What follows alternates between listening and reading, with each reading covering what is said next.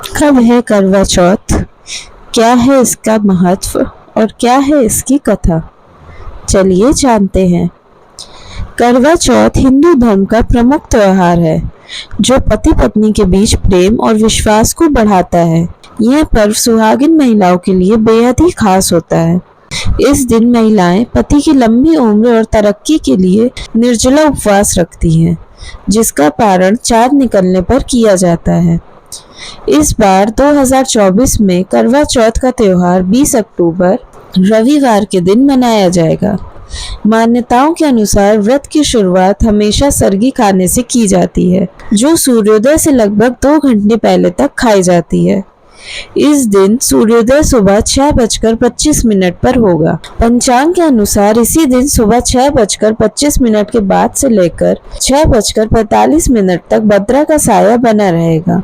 ज्योतिष गणना के अनुसार भद्रा का वास स्थान स्वर्ग है। मान्यता है कि भद्रा के दौरान कोई भी शुभ कार्य नहीं करना चाहिए, इससे अशुभ परिणामों की प्राप्ति हो सकती है। तो ऐसे में जानते हैं कि करवा चौथ की पूजा का समय क्या है।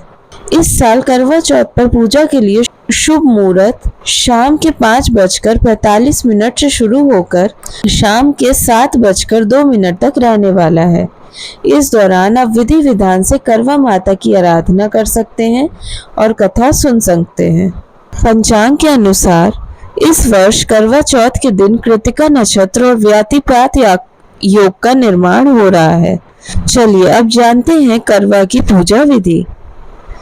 वैसे तो करवा के त्योहार हर लोग अपने धर्म के हिसाब से, हर लोग अपने क्षेत्र के हिसाब से अलग अलग तरीकों से मनाते हैं, पर यह पूजन विधि सबके लिए लागू होती है। बाकी आगे आपको जैसी पूजा करनी हो आप कर सकते हैं। करवा चौथ के दिन सुबह ही स्नान कर लेना चाहिए। इसके बाद साफ वस्त्रों को धारण करें। अब पूजा करने के लिए सभी सामग्रियों को एकत्रित कर लें। फिर घर के मंदिर की दीवारों पर गेरू से फलक बनाकर करवा का चित्र बनाएं।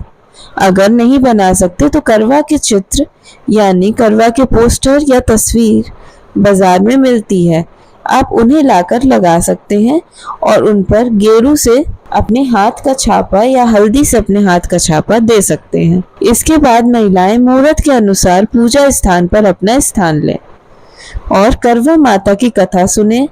कथा के बाद सभी बड़ों का आशीर्वाद लें और उन्हें शुभकामनाएं दें।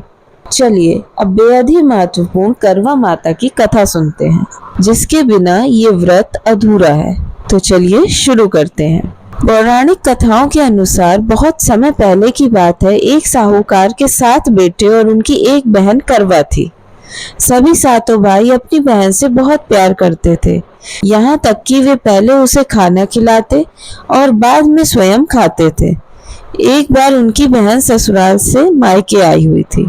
शाम को भाई जब अपना व्यापार व्यवसाय बंद कर घर आए तो देखा कि उनकी बहन बहुत व्याकुल थी।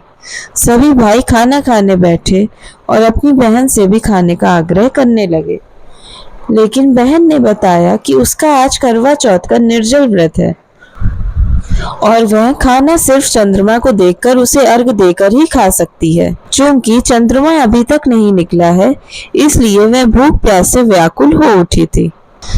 सबसे छोटे भाई को अपनी बहन की हालत देखी नहीं जाती और वह दूर पीपल के पेड़ पर एक दीपक जलाकर चलनी की ओट में रख देता है। दूर से देखने पर वह ऐसा प्रतीत होता है कि जैसे चतुर्थी का चांद उदित हो रहा है। इसके बाद भाई अपनी बहन को बताता है कि चांद निकल आया है, तुम उसे अर्घ देने के बाद भोजन कर सकती हो। बहन खुशी के मारे सीढ़ियों पर चढ़कर चांद को देखती है, उसे अर्घ देकर खाना खाने बैठ जाती है। वह पहला टुकड़ा मुंह में डालती है तो उसे छींक आ जाती है, दूसरा टुकड़ा डालती है तो उसमें बाल निकल आता है और जैसे ही तीसरा टुकड़ा मुंह में डालने की कोशिश करती है तो उसके पति की मृत्यु का समाचार उसे मिलता है। वह बौखला जाती है। उसकी भाभी उसे सच्चाई से अवगत कराती हैं कि उसके साथ ऐसा क्यों हुआ। करवा चौथ का व्रत गलत तरीके से टूटने के कारण देवता उससे नाराज हो गए और उन्होंने ऐसा किया है।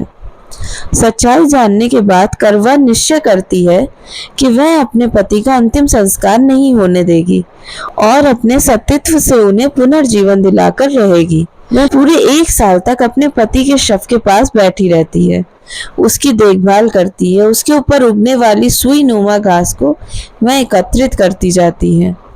1 साल बाद फिर करवा चौथ का दिन आता है। उसकी सभी भाभियां करवा चौथ का व्रत रखती हैं।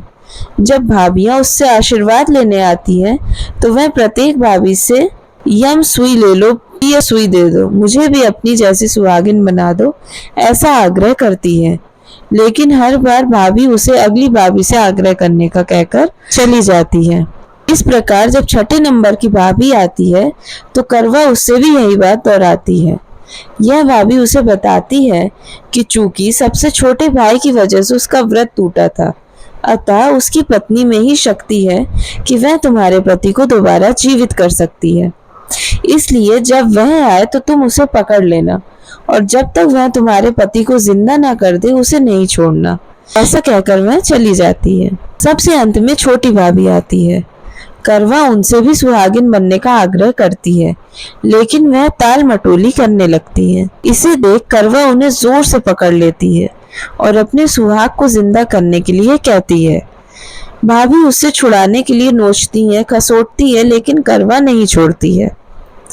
अंत में उसकी तपस्या को देखकर भाभी पसीज जाती है और अपनी छोटी उंगली को चीरकर उसमें से अमृत उसके पति के मुंह में डाल देती है। करवा का पति तुरंत श्री गणेश कहता हुआ उठ जाता है।